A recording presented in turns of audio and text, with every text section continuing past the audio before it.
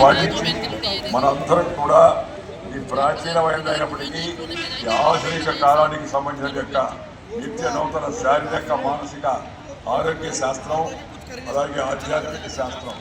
అందువల్ల నేను యువకులందరినీ యువకులందరికీ కూడా పిలిపిస్తున్నాను. ప్రధానమంత్రి గారి పిలుపులు అందుకొని రేపు జరిగే అంతర్జాతీయ యోగా దినోత్సవంలో అందరూ పాల్గొంటారు. శారీరక సామర్థ్యాన్ని మానసిక స్థైర్యాన్ని ఏకాగ్రతలో పొందామని పొందడం కోరుతున్నాను.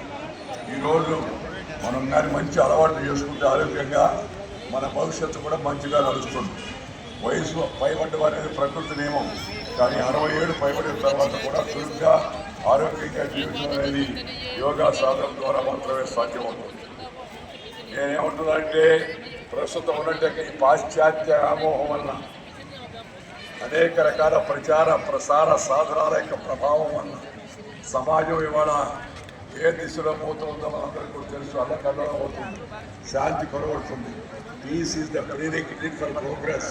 Without tension, you cannot have attention, and you will be doing good pretension, and you cannot have retention అని చెప్పిన విషయాన్ని మనం అందరూ గుర్తుంచుకొని ప్రశాంతతను అలవాటు చేసుకోవడం కోసం యోగాను మన జీవితంలో ఒక భాగం చేసుకోవాల్సిందిగా అందరికీ నేను పిలుపునిస్తున్నాను. యోగకు మతం లేదు. యోగకు మతాన్ని కానీ జోడిస్తే అది ఎత్తి మతం అవుతుంది. యోగా ఒక మతం కాదు. irrespective of caste, creed, sex, religion and religion. India is one, world is one. ప్రపంచం మొత్తం ఒకటే చెప్పేట యొక్క అద్భుతమైన యొక్క సాధన యోగా.